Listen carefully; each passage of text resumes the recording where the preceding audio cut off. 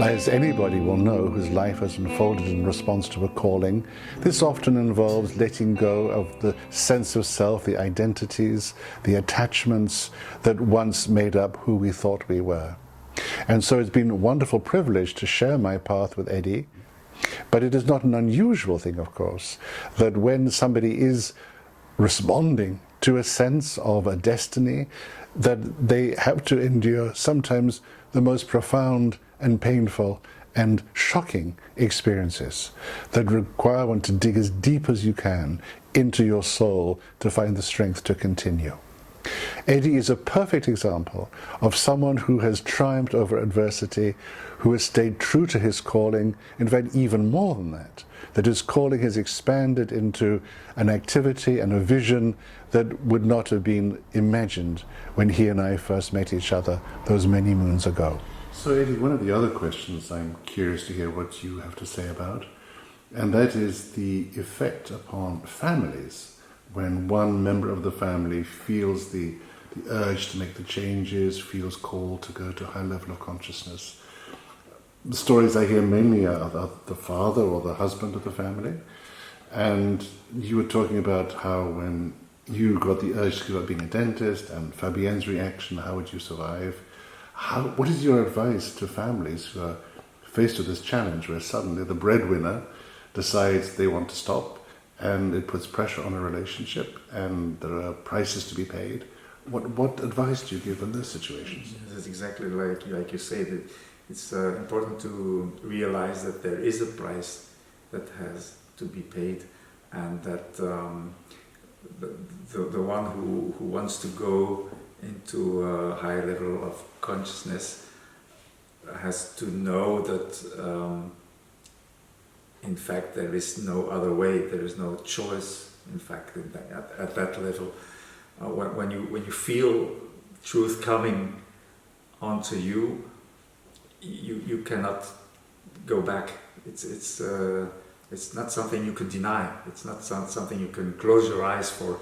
You can close your eyes for many things about the ego or mind constructions, but when you feel that like a soul wants to feel life or wants to live life really, there is no way back.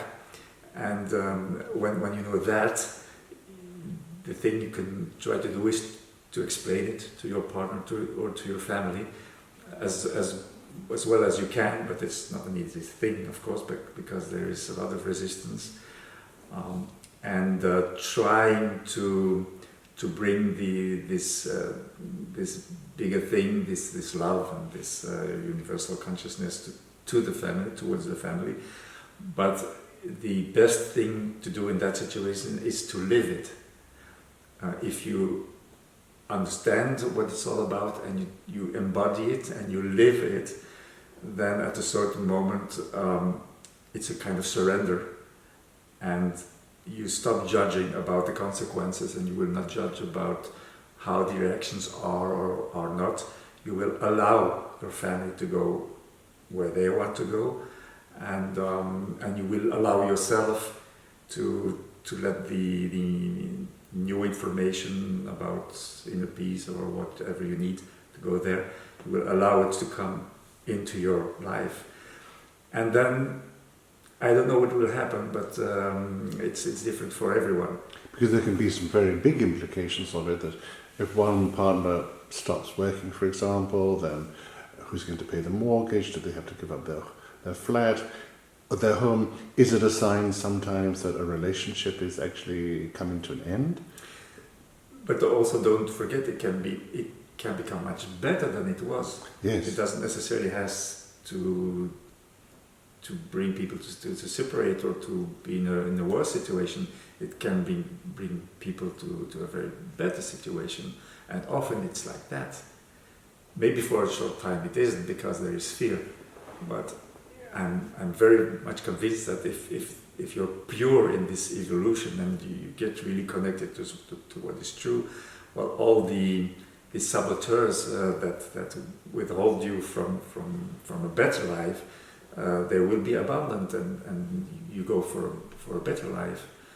If you do this together as a family was wonderful, but if some people want to stick for a while to their ego and to stay in the old, I would say, tensions included, well, it's their choice. But for you who want to change, you should trust that.